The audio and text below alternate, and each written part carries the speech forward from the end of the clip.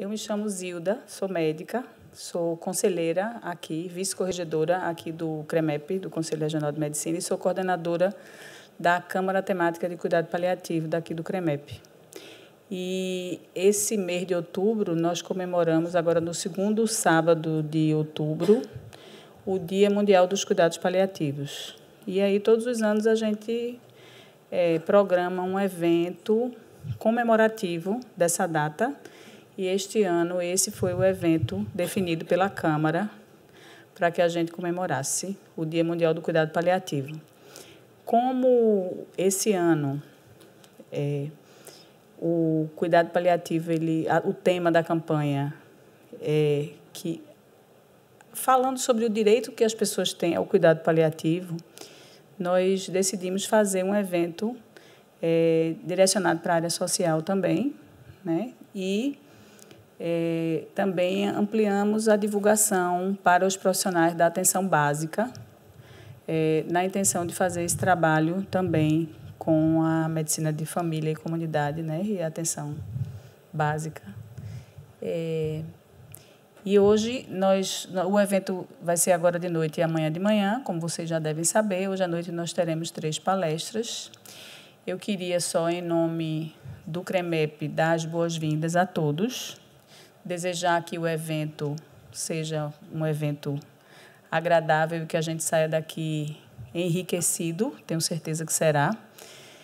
Pedir perdão para vocês, porque o Conselho não tem recurso para coffee break, então a gente fez uma contribuição solidária de todos nós da Câmara, né? Então, tem umas bolachinhas ali, umas Coca-Colas que algumas pessoas, um suco que alguém trouxe, e a gente foi colocando, porque o Tribunal de Contas entende que não é atribuição do Conselho fornecer coffee breaks, e aí ele não tem nenhuma forma da gente justificar o gasto com alimentação. Por isso que...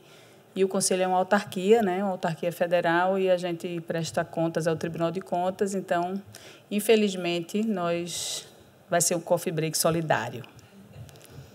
Então, eu queria chamar para a gente começar. Hoje a gente está tentando começar na hora, não deu uma flexibilidade de tempo maior, porque tem 3 palestras agora à noite. Se a gente atrasa a primeira, a gente vai sair daqui muito tarde, termina atrapalhando a discussão. Então, a gente vai começar, certo? Vai começar com a primeira palestra, e aí eu vou chamar a moderadora da primeira mesa para que ela apresente a palestrante.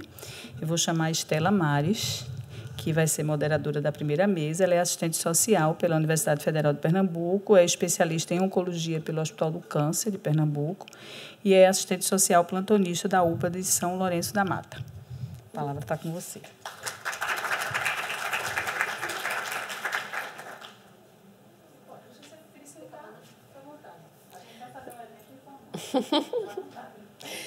Boa noite a todos e todas. Como o Zilda bem falou, me chamo Estela e agradeço muito pela oportunidade de estar aqui. É uma honra para mim. E vamos apresentar a palestrante a primeira mesa de hoje. Fernanda Macedo. Ela é assistente social, formada pela Universidade Federal de Pernambuco, especialista em saúde mental pelo IMIP, coordenadora da Comissão de Residência do Serviço Social do IMIP, preceptora dos programas de residência de cuidados paliativos e saúde do idoso, também do IMIP, assistente social do SAD, do IMIP e do SAD de Abreu e Lima.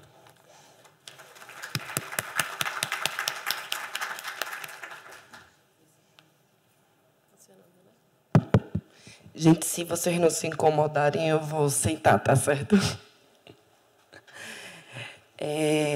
Boa noite, né, a todos e a todas. Primeiro, eu queria agradecer o convite em nome da doutora Zilda. Eu acho que é uma noite que a gente tem para compartilhar muitos conhecimentos. E a missão que me deram hoje é estar falando sobre direitos sociais, né, e os cuidados paliativos, né, encaixados nesse rol de direitos, né? Eu acho que talvez não, com certeza, essa temática não veio à toa. Como a doutora Zilda estava colocando, a campanha desse ano tem a temática dos direitos, né? E também não foi à toa, com certeza, que foi escolhida essa temática, né? Com a resolução, né? Com a normativa de 2018, os cuidados paliativos saem daquela área, apenas de uma área né? de um conhecimento, de uma área de conhecimento, para passar para o rol dos direitos. Então, acho que esse tema está bem oportuno. Eu queria começar a minha explanação falando um pouquinho sobre a temática do direito.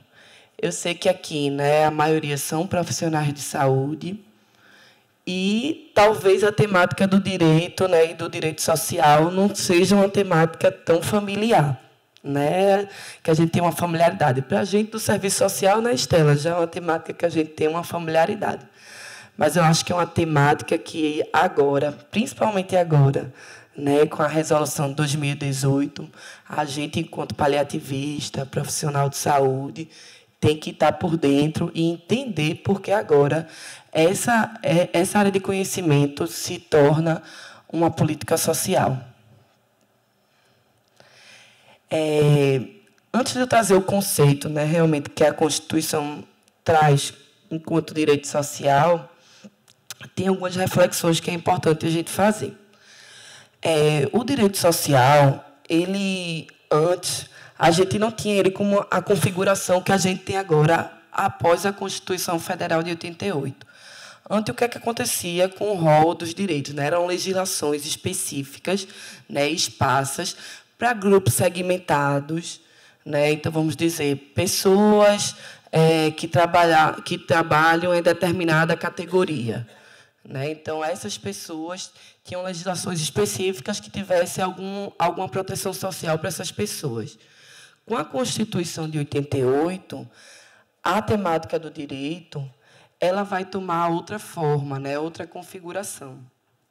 E a gente começa a entender o direito social como o direito são todos os direitos fundamentais e garantias básicas que devem ser compartilhadas por todos os seres humanos em sociedade. Como exemplo desse direito, a gente tem o lazer, a educação, a habitação, a saúde. O que é que a gente quer falar como direito social? São direitos mínimos, né, que o Estado tem a obrigação de fazer para dar meios de subsistência para as pessoas. Então, principalmente hoje, né, a gente pensando, refletindo, na questão da saúde, e na questão da saúde como um direito social, a Constituição Federal vai trazer uma forma inovadora da gente estar olhando, né, a saúde. Porque antes acontecia da mesma forma como acontecia com os outros direitos sociais. Né? Só quem tinha direito à saúde eram categorias específicas e tinha que ter alguma contraprestação para você, financeira, né, ou de outra ordem, para você ter acesso, né, à saúde. E com a Constituição de 88, não. Com a Constituição de 88, a saúde é um direito social que o Estado tem a obrigação de prestar e ela tem um caráter universal. O que é que isso quer dizer? Todos têm acesso à saúde pública. Se é de qualidade, a gente ainda está nessa luta, né? Mas é importante a gente trazer esse caráter, né, do direito universal que hoje a gente tem na política de saúde. E eu acho que, assim, antes da gente falar um pouquinho, né, tentar refletir como é que os cuidados paliativos se encaixam, né, nesse rol de direitos, eu acho que é importantíssimo a gente saber um pouquinho do como é que está nosso panorama, né, como é que está nosso panorama de saúde, porque, veja, política social, ela não surge do nada, não. Né? Política social, a gente tem que fazer um quadro, identificar o quadro, né, que a gente de sociabilidade, quais são as demandas sociais que vêm daquele quadro para a gente poder elaborar uma política. Né? Então, com certeza, o cuidado paliativo ter se tornado hoje uma política pública de saúde não foi à toa. Né? Então, acho que a gente compreender o panorama, né, que a gente tem hoje de saúde, do quadro de saúde, é importantíssimo para a gente entender como é que essa área de saber vai se tornar um direito social. Hoje a gente tem um processo de envelhecimento da população brasileira que está cada vez mais acelerado. E aí tem alguns fatores que a literatura vai trazer, né, como a questão da diminuição da taxa de mortalidade, né, um aumento também nas tecnologias, né, de saúde. Tudo isso vai contribuir para esse aceleramento do envelhecimento. A gente vê hoje que a pirâmide da faixa etária ela está como se fosse invertida, né? A gente tem lá no topo uma população mais envelhecida e lá na basezinha, né, são a população mais jovem. E aí a grande problemática é que esse processo de envelhecimento, né, esse crescimento do processo de envelhecimento, ele não necessariamente anda em conjunto com a qualidade de vida desse envelhecimento e do processo de adoecimento dessa população, né? Eu trouxe alguns dados aqui para a gente estar refletindo de como, infelizmente, a gente não tem caminhado junto nesses dois dados, né? Segundo registros da OMS, dos 58 milhões de mortes por ano no mundo, 34 milhões são por doenças crônicas degenerativas, incapacitantes e incuráveis. O Brasil assiste a 1 milhão de óbitos por ano, dos quais 650 mil deles por doenças crônicas. Cerca de 70% dessas mortes ocorrem em hospitais, grande maioria em unidades de terapia intensiva. Então, veja, a gente tem aqui uma população, né, que tem envelhecido, que tem um crescimento, né, de envelhecimento grande, né, como traz os dados da OMS. A gente tem uma porcentagem alta de óbitos por doenças crônicas degenerativas, incapacitantes e incuráveis. E quando a gente vai ver, aqui no Brasil, a maioria desses óbitos, as pessoas ainda morrem em hospitais, né, em grande parte nas unidades de terapia intensiva. E aí aqui ninguém está fazendo uma campanha contra a UTI, né, nem a gente sabe que alguns casos são necessários. Mas vamos pensar na questão da qualidade de vida mesmo, né? Quando a gente sabe que a maioria dessas pessoas, né, que se enquadram nesse quadro de doenças crônicas degenerativas, incapacitantes, incuráveis, e a gente pensar nessa qualidade, né, de vida dessa pessoa, a qualidade de morte, né, a dignidade também, né, no processo de saúde e doença, com ela dentro de uma UTI ou com ela num espaço, né, que vai ser um espaço diferenciado, né, que vai ter uma equipe uma equipe especializada lidando com isso, ou você vai morrer, né, no conforto do seu lar, com as pessoas que você tem seus laços afetivos, né, e com a equipe lhe dando suporte, é outra forma. Isso a gente consegue prestar qualidade de vida. Mas, infelizmente, hoje o quadro é diferente, como vocês estão vendo. A maioria dessas pessoas, né, que a gente está falando, que são os nossos pacientes, né, que deveriam estar em cuidados paliativos, estão morrendo nas unidades de terapia intensiva. E, como a gente estava conversando, né, não necessariamente o aumento do tempo de vida acompanha a qualidade de vida no processo de adoecimento e de envelhecimento, né? Esses dados são bem contundentes para a gente estar pensando isso. E aí, gente, eu acho que eu vivo brincando isso no SARI, assim, que eu sou uma apaixonada pelos cuidados paliativos, e eu acho que a gente tem... Sabe aquele pessoal do ônibus que faz boa tarde, abençoados, boa tarde, abençoadas? Eu acho que nós, paliativistas, temos que ser exatamente essas pessoas. Porque, veja, diante de um quadro desse, quem é que vai trazer? Quem é que se apresenta como uma forma inovadora de assistência? Não são outras pessoas. Somos nós, paliativistas. Entendeu? Então, é fazer aquele trabalho mesmo de pastor, de chegar... Gente, tá vendo esse quadro aqui geral? Né? Tá vendo esse quadro que a gente está tendo de saúde hoje?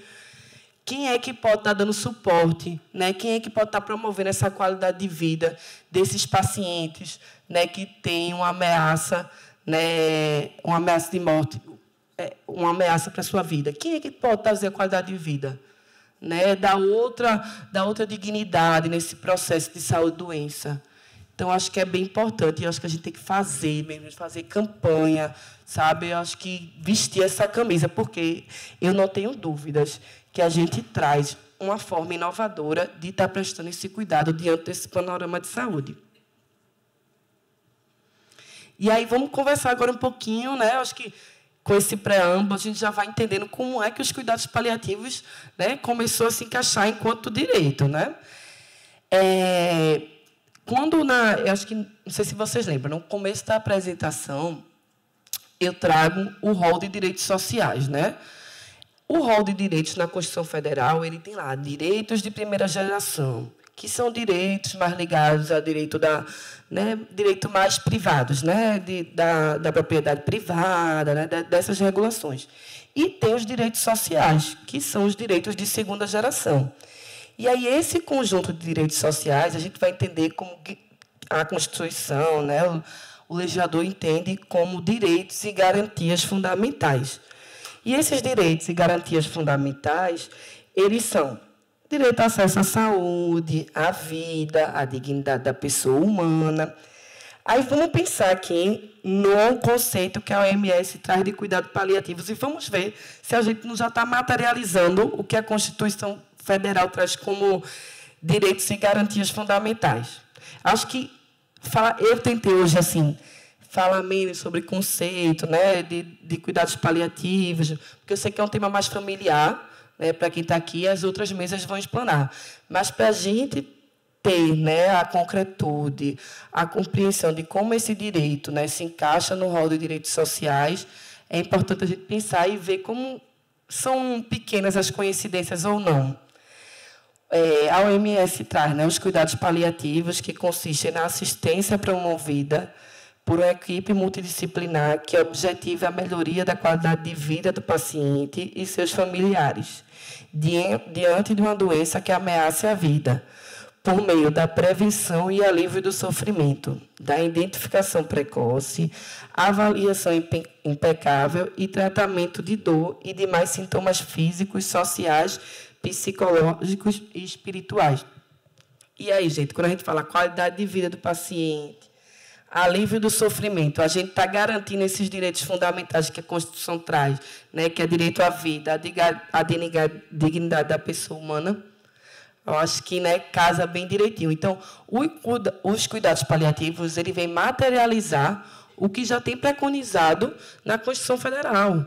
Né? A gente não foi à toa, né? Teve muita luta, né? Teve estudo desse panorama de saúde para hoje a gente concretizar enquanto política, enquanto direito, mas sempre teve ali. Né? Não era só uma área de conhecimento, é uma área de conhecimento que atende exatamente o que está preconizado na Constituição. E aí é importantíssimo, né, a gente estar trazendo, né, ter em mente, eu acho que não só o paliativista, gente, eu acho que todo profissional de saúde, né, tem que estar com essa resolução de 2018 afiado na mente. Né, porque, inclusive, a gente vai falar mais um pouquinho, né, o que é que muda com essa resolução, e uma das coisas é essa.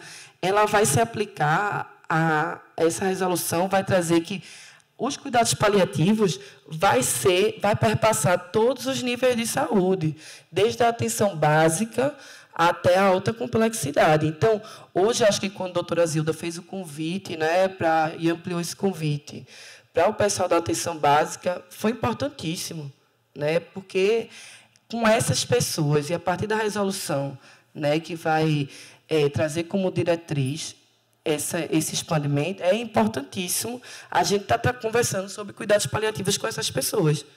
Né? Então, assim, eu trouxe, né, alguns pontos. Primeiro, o que é que coloca logo no começo da resolução? Né? Fala que dispõe sobre as diretrizes para a organização dos cuidados paliativos, à luz dos cuidados continuados integrados no âmbito do Sistema Único de Saúde.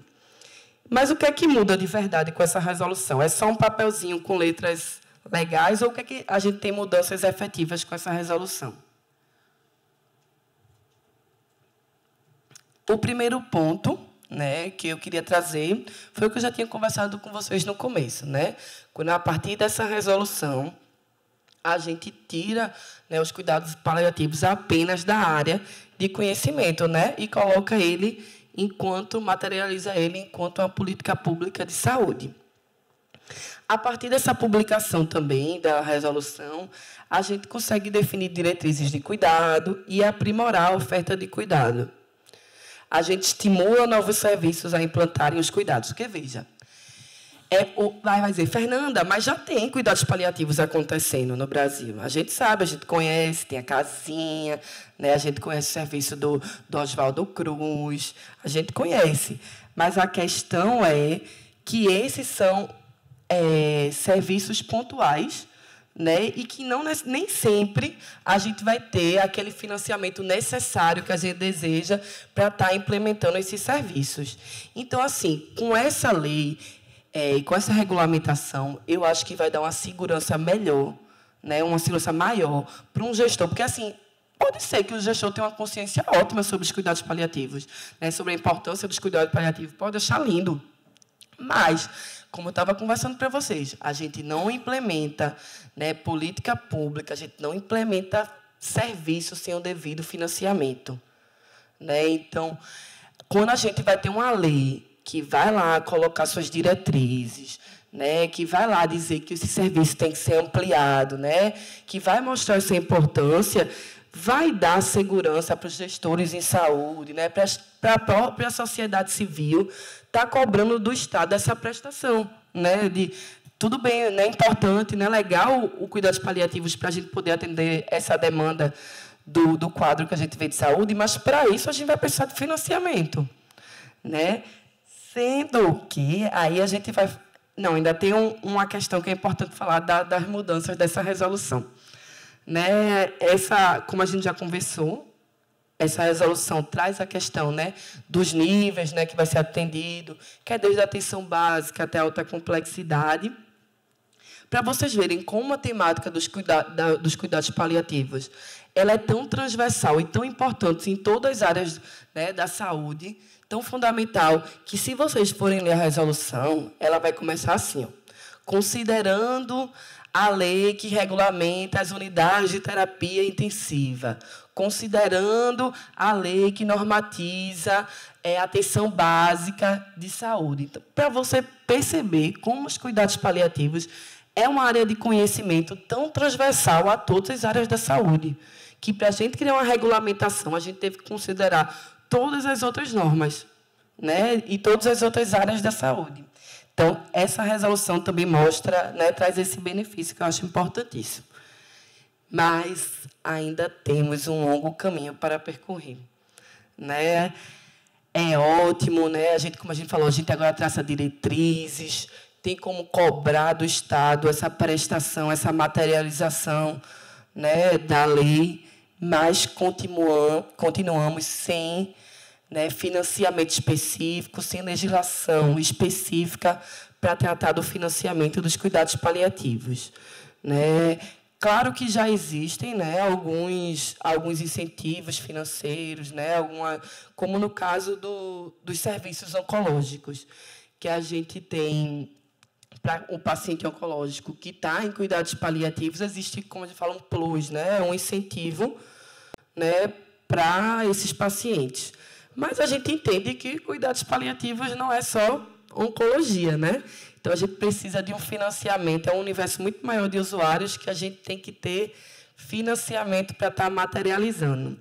E, assim, o Estado não dá nada de graça, não, né, para a gente, é através de muita luta, né, da gente, como eu digo, de ser esse agente, que eu brinco, né, de boa noite, abençoados e abençoadas, né, mas é exatamente isso, é mostrar que por que, né, que o cuidados paliativos é tão importante e por que a gente precisa e o porquê desse financiamento ser tão importante para a gente estar implementando esse serviço, né, que esse serviço não é implementado de graça, não, a gente precisa de uma equipe, né, preparada, né, que entenda, é uma equipe multidisciplinar que entenda um espaço, um ambiente adequado para estar recebendo esses usuários. Então, tudo isso, gente, infelizmente, né, custa dinheiro.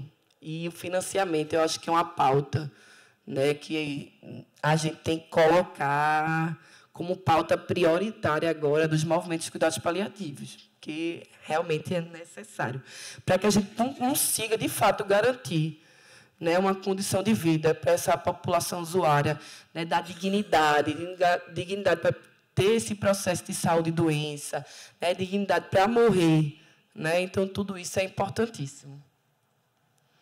E aí eu espero que eu tenha conseguido contribuir com vocês para que a gente possa linkar, né, porque e como os cuidados paliativos se encaixam como direito social, tá certo? Então vamos defender essa bandeira, entender que agora, como direito, a gente vai poder cobrar e cobrar muito, tá certo? E andar com a resolução no bolso, que é muito importante, tá certo? Agora, minha outra parte, né, da reflexão, eu queria trazer para vocês sobre quais são os direitos sociais que a gente tem disponível, né, para essa população usuária. O primeiro ponto que eu trouxe é o direito à informação e o direito do paciente escolher. Eu não sei se vocês aqui já estão familiarizados com, já escutaram, acho que se tiver realmente pessoas que trabalham aqui na atenção básica, com certeza vai conhecer essa siglazinha que eu vou falar, que é o PTS, que é o Projeto Terapêutico Singular. Eu acho que cuidados paliativos tem tudo a ver com isso, né? E quando eu trago essa questão do direito à informação, do direito à escolha do paciente, traz muito essa questão do PTS. Por quê? O PTS é você construir, né, o nome já diz, né, um projeto de tratamento, um projeto terapêutico da equipe de saúde, não só do médico, né, da equipe de saúde com o paciente. Então, o médico, a equipe de saúde, vai colocar o que acha, né, de interessante enquanto opção de cuidado para aquele usuário, mas o usuário também vai opinar o que ele acha de interessante enquanto linha de cuidado para ele. Então, o PTS é exatamente isso. E nos cuidados paliativos, a gente consegue garantir isso. Talvez a gente nem utilize esse nome PTS, mas a gente já faz isso, porque ninguém vai estar, né, no formato de cuidados paliativos sem o usuário, né, ter assentido, sem o usuário saber o que é os cuidados paliativos, né? Então, acho que esse direito à informação, né, a escolha do usuário, a gente já vem garantindo e já vem garantindo bem. E aqui eu trouxe, né, que é importante não só para o usuário, né, esse acesso à informação, né, essa aceitação, esse consentimento, como também para o profissional que vai estar fazendo essa intervenção, porque ele também vai se assegurar de que essa intervenção dele está sendo resguardada, né, está tendo uma concordância, né, do usuário. Então, eu acho que também esse direito à informação é importante. E, nesse direcionamento, chegam as diretivas antecipadas, né, que é um conjunto de vontades prévias e expressamente manifestadas pelo paciente sobre cuidados e tratamentos que deseja ou não receber no momento em que estiver incapacitado de expressar sua vontade de forma livre e autônoma. Então, qualquer paciente maior de 18 anos, né, que já desejar, isso é como se fosse uma materialização mesmo do direito de escolha dele, né, de como ele quer o tratamento. Então, acho que as diretivas antecipadas é esse direito de escolha, né, de fazer um PTS materializado. E aí, gente, outro direito social que eu também coloquei, que acho que como um dos mais importantes aqui, eu trouxe aqui como benefícios e direitos previdenciários, mas é um rol muito mais amplo, que é o direito à renda. Infelizmente, hoje ainda, quando a gente vai, principalmente em unidades, né, hospitalares, a gente vê um usuário em cuidados paliativos. Eu já escutei muito isso dos profissionais. Vai chamar assistente social para quê? Se o usuário já está no processo de finitude. Vai chamar o assistente social para quê? Se esse homem já não tem muita condição de vida, está com um processo né, que não tem cura, para que chamar o assistente social? Mas será que até, se for um paciente, né, porque nem todo paciente de cuidado paliativo está no processo né, já de finitude, né, de morte. E aí, essa pessoa deixa de ser um sujeito de direito, né, deixa de ter a conta para pagar, deixa de ter, né, a família para sustentar. Será que essa pessoa, porque está passando por esse processo, né, de adoecimento, ela deixa de ser um sujeito de direito? E aí, exatamente. E aí, a garantia da renda implica diretamente na qualidade de vida desse usuário. Porque não adianta, vamos chegar, a doutora Zilda, passar milhões de remédios para aliviar a dor, né? Não adianta, deixa eu ver, o fisioterapeuta chegar a fazer uma atividade, Josene chegar, conversar, trazer as subjetividades. Porque aquele usuário vai estar preocupado lá com a casa dele. Ó. Como é que eu vou pagar o aluguel da minha família? Né? Como é que eu vou comer? Tudo isso ele continua, né, tendo as demandas. E o direito à renda é essencial para a gente trazer a qualidade de vida desse usuário. Né? Aqui eu trouxe duas modalidades que são, né, duas modalidades que a gente consegue facilitar esse acesso à renda desses usuários. O primeiro, infelizmente, eu acho que a maioria... Felizmente e infelizmente, a maioria conhece. Por quê?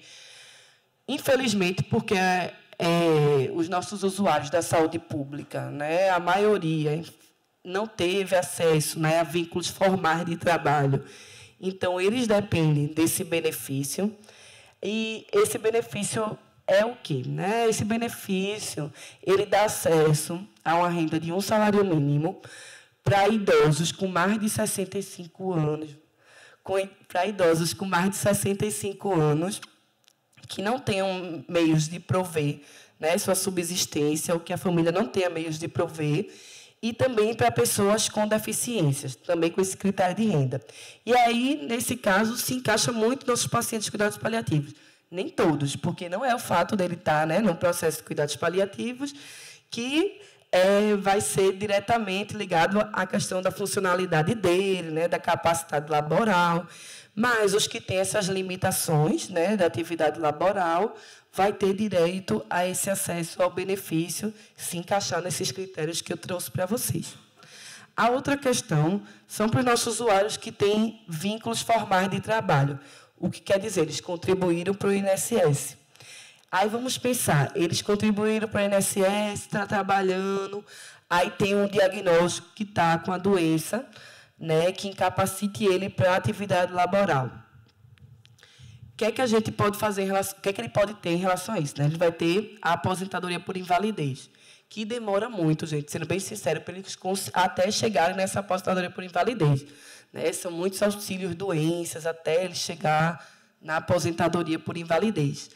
Mas essa aposentadoria por invalidez traz uma prerrogativa que é interessantíssima, né, para os usuários, porque não são também, né? A gente não está falando aqui numa maioria, a gente está falando aqui de uma anonimidade, está falando de uma maioria, mas a maioria dos nossos usuários, né, eles precisam de ajuda para realizar suas atividades diárias, nem todos, né, têm uma funcionalidade, né, boa, então eles precisam da figura que a gente chama do cuidador, né?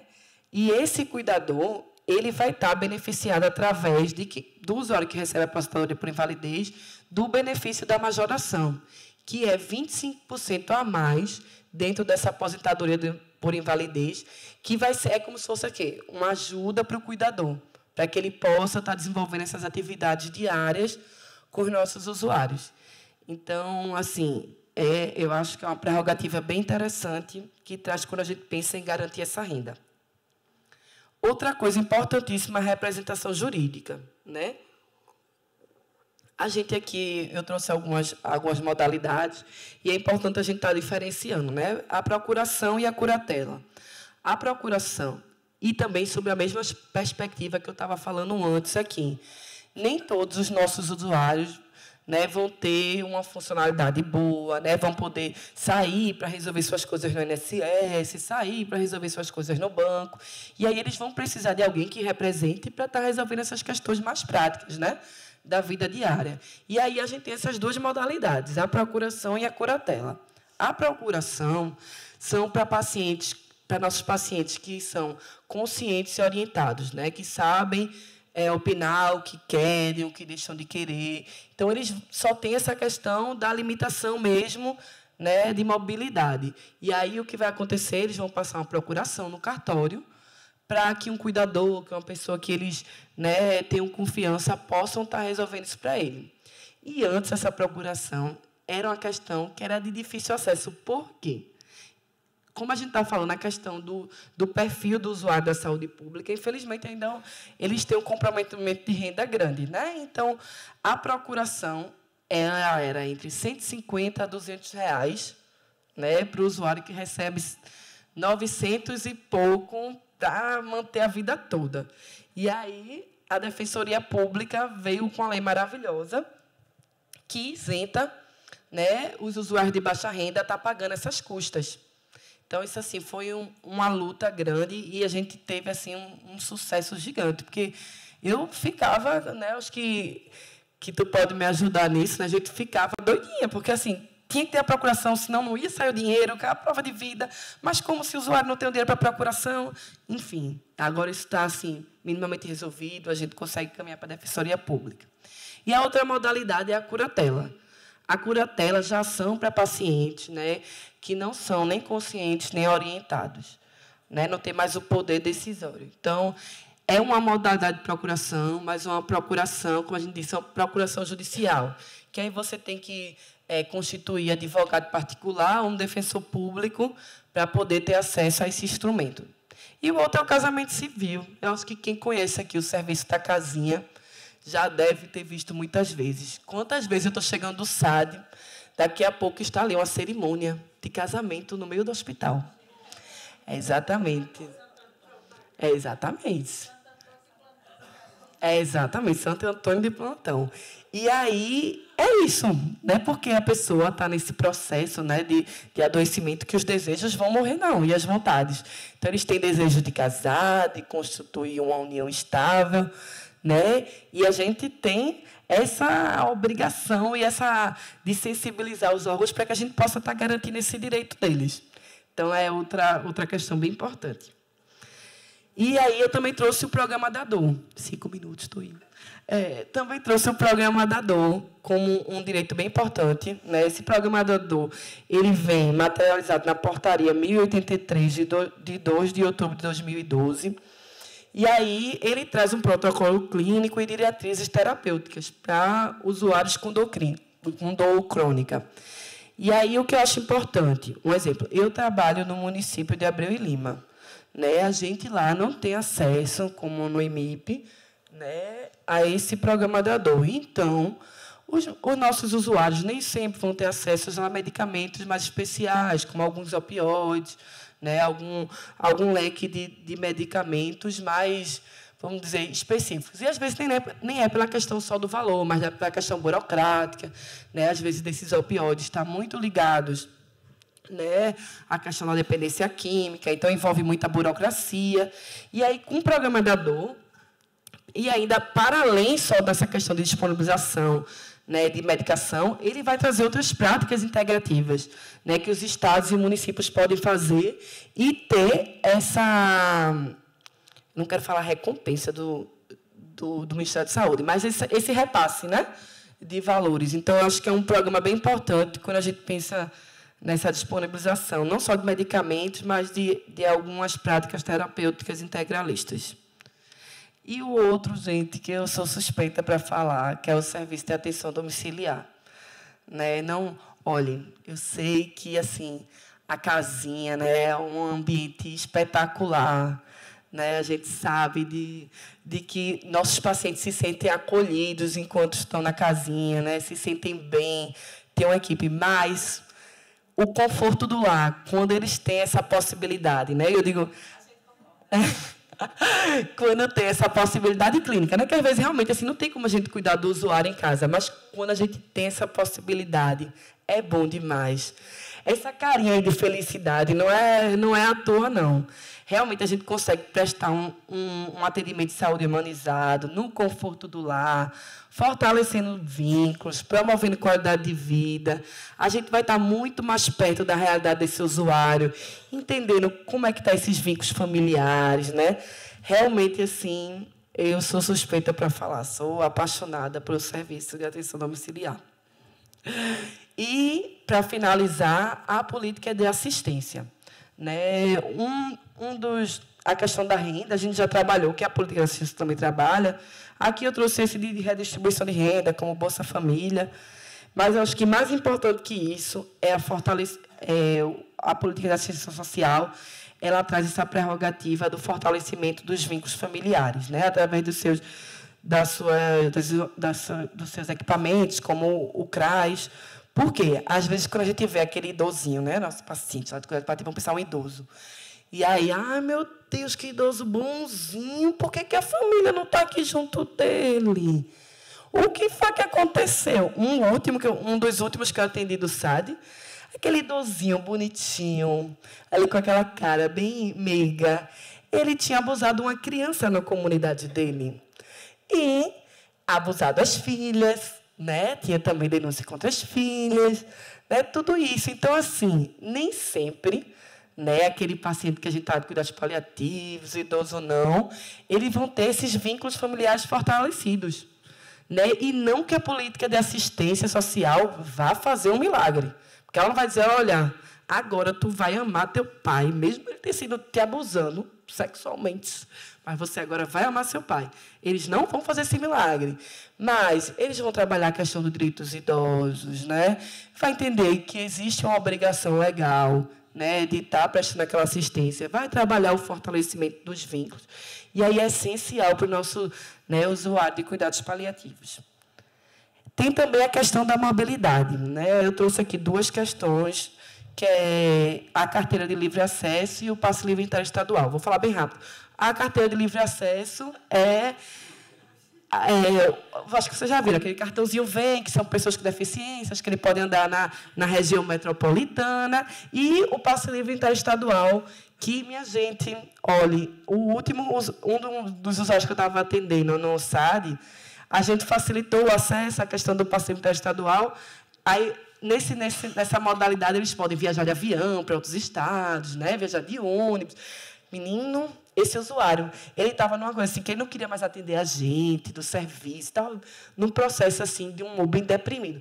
Ele conseguiu esse passe livre interestadual, viajou para Fortaleza para ficar com a família dele, os familiares que não via há muito tempo. Quando esse usuário voltou, era outra pessoa. Era atendendo a gente com um sorriso. Manda Fernanda vir, que eu fiz um bolo para ela. Não queria nem receber a Fernanda antes. Mas agora, bota o bolo para a Fernanda. E assim, mas eu estou brincando, mas é para mostrar assim, que como essa questão da mobilidade, do acesso a esse direito é importantíssimo para os nossos pacientes. Porque não vai ser sempre aquele paciente acamadinho, não, ali, gente, que não vai ter como andar. A gente tem muito paciente que anda, que tem direito a lazer, à cultura, e esses direitos vão facilitar. Pronto, acabei. Espero ter trazido algumas reflexões importantes, né, para a gente estar pensando em cuidados paliativos enquanto direito. Eu não sou muito uma pessoa que, quando facilito essas palestras, trago muito textinho, frasezinhas, não, mas eu achei essa tão interessante. Essa passagem. Eu acho que o José nem pensa, né? Porque todo psicólogo coloca alguma coisa assim no final, reflexiva. Exatamente. Não, mas isso é interessante. Mas, assim, eu achei essa passagem de Patativa da Salete tão interessante e tão condizente, né, com o que a gente trabalha nos cuidados paliativos, que eu achei bem interessante trazer. Diz assim: Morte, você é valente, o seu poder é profundo. Quando eu cheguei neste mundo, você já matava gente. Eu guardei na minha mente este seu grande rigor. Porém, lhe peço um favor. Para ir ao Campo Santo, não me faça sofrer tanto. Morte me mate sem dor. Obrigada, gente. E bom relato.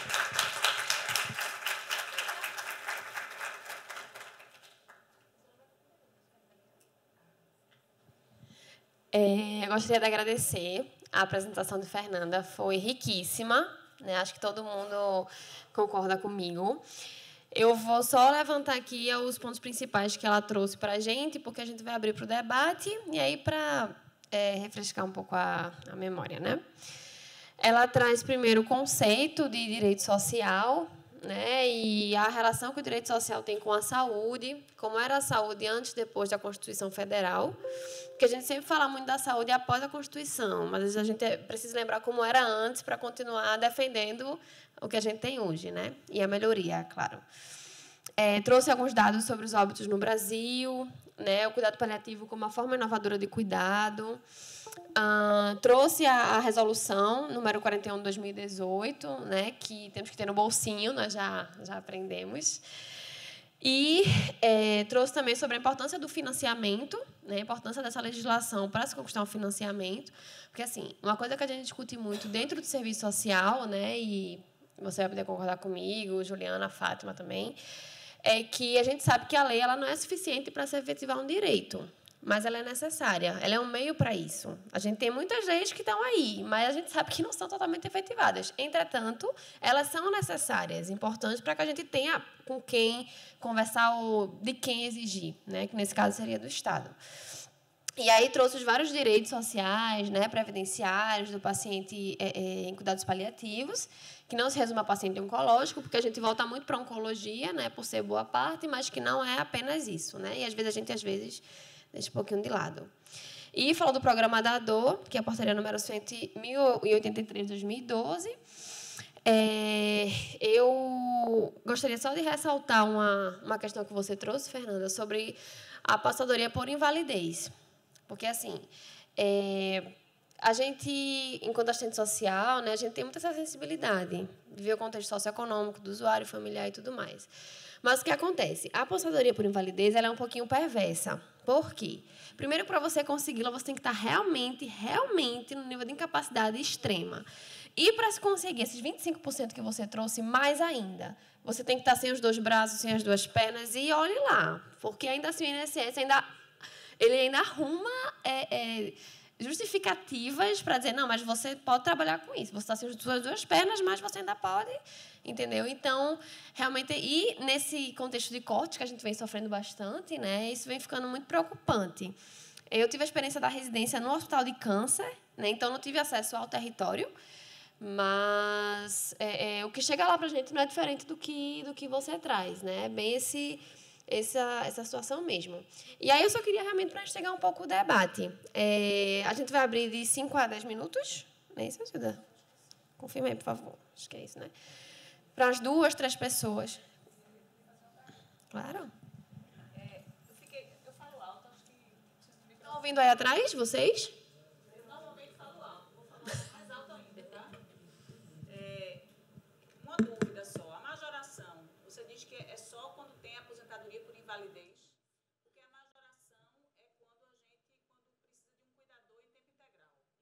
Quando precisa de uma ajuda, né, para fazer as atividades diárias, fazer alimentação. É 25%. 25%. E no caso do BPC não tem? Não. Se a pessoa tem BPC e precisa de ajuda em tempo integral, não tem nada mais. Se tiver aposentadoria por tempo de contribuição, Também não tem. É só... Agora sim, tem agora uma prerrogativa que, na verdade, foi uma abertura. E é bom a assistente social sempre estar ligado nisso.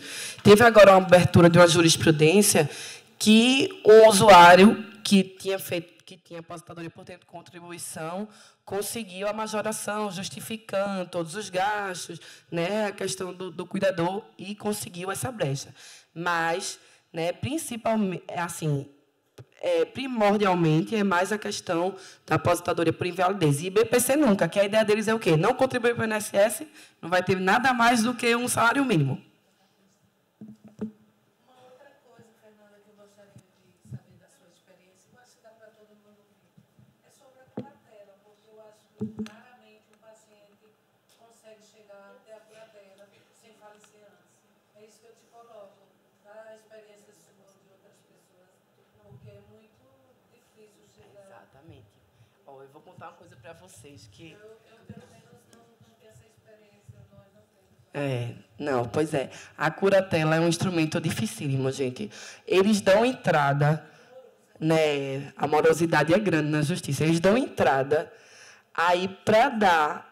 Primeiro tem que passar uma equipe da justiça, né, de psicólogos, assistentes sociais, na casa do usuário, para ver se realmente a pessoa que está se propondo a ser o curador tem capacidade. A documentação é um rol de documentações assim, gigante, né, que para o usuário conseguir é difícil. Né, e quando consegue dar entrada, demora 1 a 2 anos. Aí o usuário, às vezes, pode falecer. Mas aí o que é que está acontecendo? Eu fico o tempo todo pesquisando, meu negócio é pesquisar o tempo todo e conversar com o pessoal do área jurídica para ver como é que a gente consegue efetivar. Existe agora o instrumento da curatela provisória, Então, com esse documento, você já consegue agilizar muita coisa e ele sai mais rápido. Mas tem uma coisa assim, que até... Ainda bem que a minha chefe do SAD é uma pessoa de um coração gigante, assim, é que pior do que eu, assim, para abraçar, não de tutelar, mas para abraçar os pacientes mesmo. Teve um dia que eu fui com o usuário, não é certo, acho que isso, principalmente, acho que tem uma assistente social aqui até, para a nossa área não é bom fazer isso, mas eu estava tão impaciente, porque eu já tinha cortado o benefício do usuário, porque ele não tinha conseguido fazer a prova de vida, porque não tinha como sair da cama, e não tinha o instrumento da curatela, que eu fui com familiar lá na vara de família dizer, olhe, está aqui o laudo médico, e eu, ainda bem que o doutor Davi me ajudou totalmente, botou um quadro, não mudou nada do que realmente tinha, mas assim, botou uma situação, ele vai morrer e ele não vai poder comer antes de morrer, não vai fazer a última refeição, porque não tem dinheiro. E aí, o senhor vai botar isso na sua conta? Vai morrer e vai morrer com fome, porque não tem dinheiro para comer. Vai liberar essa curatela ou não? Aí o juiz... Mas, assim, às vezes, como a Fátima está colocando, é difícil a gente conseguir. Eu queria colocar assim, porque, pela lei, câncer não tem prioridade como uma doença, não é, crônica degenerativa. E a outra coisa que eu queria dizer, assim, aí é a questão dessa curatela, como você fez muito bem colocado, e também essa questão dessas dificuldades que enfrentamos e que muitas vezes a gente não chega lá, por mais vontade que a gente tenha. Uma experiência que nós temos tido, graças ao apoio à equipe disciplinar dos cuidados paliativos do Hospital do Câncer, graças a Deus, fala a mesma linguagem, isso é muito importante para todo o serviço. Alguns pacientes, a gente tem a permissão do médico, manda ele na ambulância. Lá, aí o gerente vai até a ambulância e faz a prova de vida, entendeu? Porque aquele dinheiro, como você colocou na sua fala, que é o sustento daquela família, embora ali no hospital não precise de nada.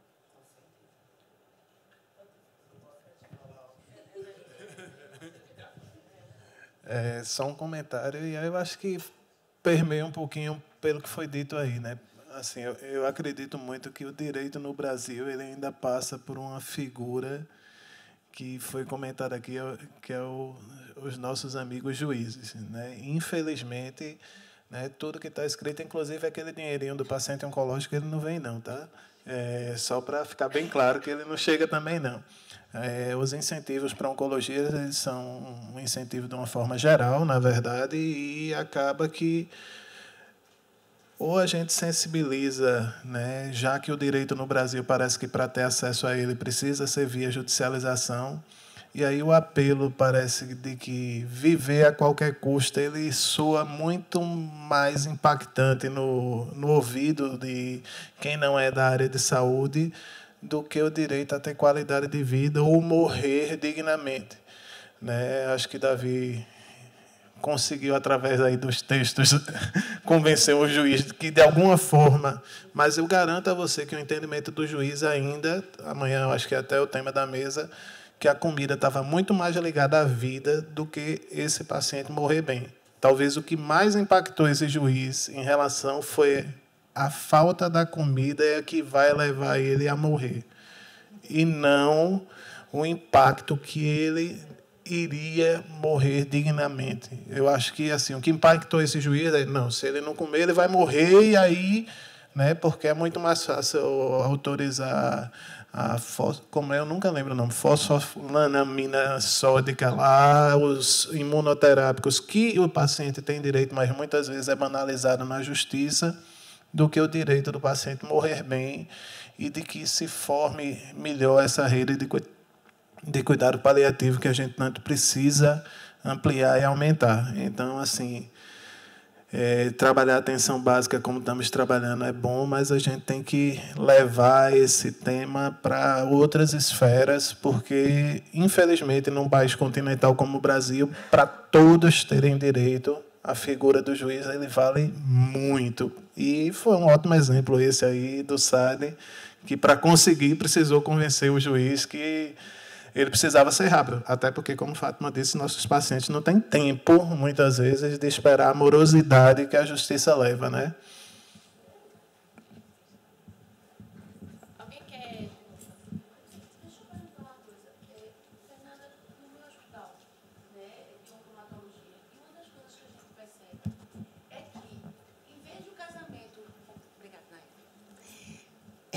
em vez do casamento civil, muitos dos nossos pacientes preferem união estável, né?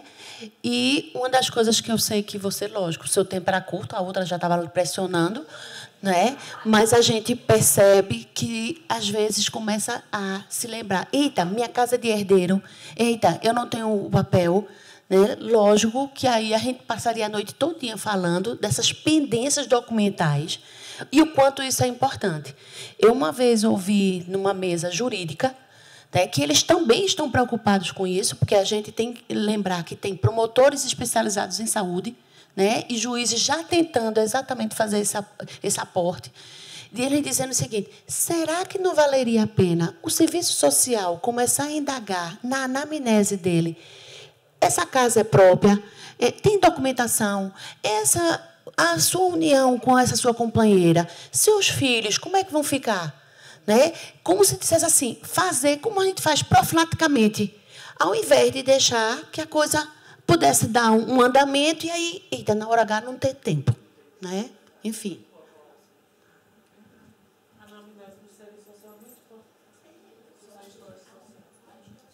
Gente, só para esclarecer, na casinha a gente nunca fez nenhum casamento civil, viu? A gente faz religioso. A gente nunca conseguiu fazer, até porque eu imagino que deve demorar muito, né? A gente...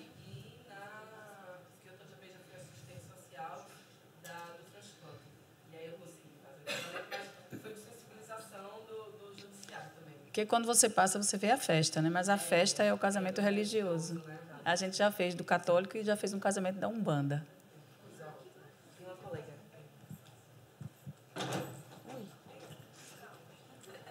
Não fui eu, foi a cadeira.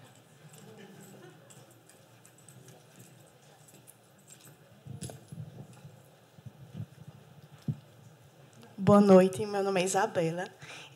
Primeiramente, eu vou me identificar. Eu sou residente de terapia intensiva. Eu tenho uma dúvida muito importante, desde a minha época acadêmica. Se o paciente, quando ele entra em sofrimento, no caso, o paciente, o médico vê que ele está entrando em sofrimento considerável, por exemplo, ele está inconsciente no UTI, se existe nessa nova legislação de 2018, né, alguma resolução que possa ajudar o médico, assim, no sentido de... Porque o dano em si, o sofrimento em si já é um dano para o paciente. Se tem como o médico chegar e intervir, já que muitas vezes a gente vê casos de família que não aceitam os cuidados paliativos, justamente por causa da questão financeira. Aquele paciente geralmente recebe algum tipo de benefício que impede até o médico entrar em consenso com essa família.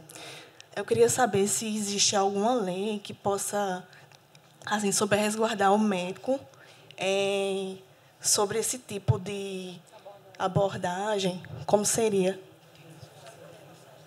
Se um médico puder responder... Talvez a gente saia um pouquinho do tema, né? Mas, assim, primeiro que eu saiba, lei não existe. Assim, é uma pergunta que não sei se tem resposta, mas eu lhe diria que tem algumas condições que são, alguns procedimentos que são de indicação médica. E aí, quando você diz assim que a família não concorda com cuidado paliativo, depende do que a gente está falando que é cuidado paliativo, né? Porque, às vezes, as pessoas acham que cuidado paliativo é não fazer nada. Eu diria que cuidado paliativo é mudar a meta terapêutica, né? A gente passa a se preocupar com qualidade de vida, com dignidade, e menos em se preocupar em prorrogar aquela vida que a gente sabe que a morte já está muito próxima e é irreversível. Então, a gente entendendo bem o que é cuidado paliativo, a gente vai oferecer, na realidade, a gente sabe que a gente deveria oferecer essa modalidade de cuidado de forma irrestrita, né? Porque, na realidade, é uma filosofia de cuidado multiprofissional, focado em qualidade de vida, focado na família, né? E aí vão todos os princípios que a colega vai falar agora em seguida, né? E a gente sabe que é uma forma ampla de cuidado que pode ser empregada de forma muito maior. O problema é que a gente tem um preconceito com cuidado paliativo e acha que cuidado paliativo é não fazer nada. E aí isso choca as famílias, na hora que a gente diz assim, vai fazer cuidado paliativo, a família não concorda. Esse problema que você falou, que tem uma questão social por trás, que eu acho que é super relevante, é essa condição de hoje, idosos, e eu estava conversando com uma colega que faz, não sei se tem alguém da pediatria, Sandrinha ali, que faz cuidado paliativo na pediatria, dizendo que tem muita criança hoje, inclusive em UTI, que mora nas UTIs, né, e que tem famílias que vivem em função do benefício que essas crianças recebem, né, e que não aceitam a morte da criança porque vai encerrar com aquele benefício, né. E eu vi essa história com as crianças, mas eu sei que com os idosos e com os pacientes adultos em cuidado paliativo não é diferente, né. Existem famílias que vivem em função daquele benefício. Se aquela pessoa morre, como na maioria das vezes é BPC, o benefício morre junto com a pessoa e a família vai deixar de receber aquele recurso. E aí essas famílias não querem que o familiar morra por causa da questão financeira. E a gente, às vezes, consegue até perceber isso em algumas situações.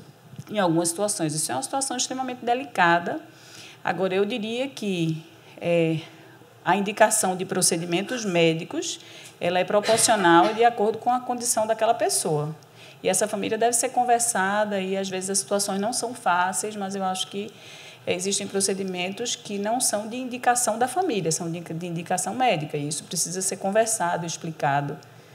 Né? Eu não sei se eu respondo. Só complementando, eu acho que o que Zilda disse, né, eu acho que Zilda, melhor do que qualquer um como conselheira, né, e que está no nosso Código de Ética Médica, né, a não indicação é má prática, então, assim, eu acho que o médico, né, e como uma médica jovem em formação ainda, ele tem muito medo, e nossa geração também foi muito cultuada nesse medo do que é que vai acontecer.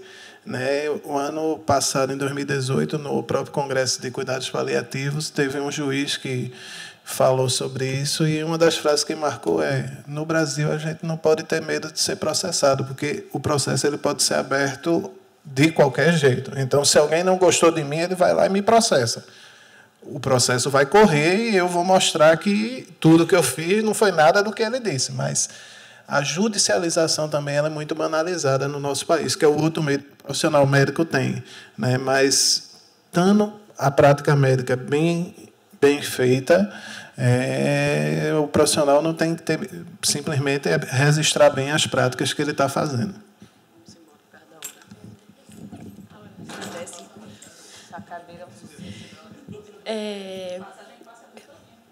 Um minutinho só, prometo, um minuto.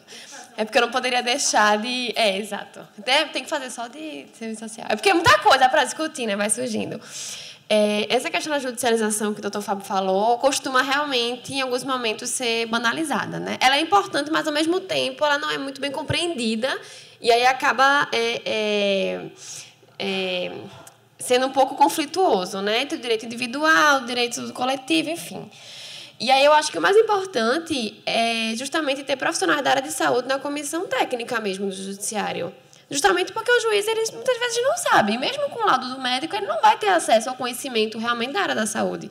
Então, a importância de você ter profissionais de saúde dentro do judiciário para dizer, esse medicamento é para isso, isso e isso, vai melhorar na sobrevida por conta disso, disso e disso. Por isso, vale a pena judicializar ou não vale a pena, entendeu? Então, informação é tudo, né? E aí, eu acho que a união dessas áreas de conhecimento é fundamental.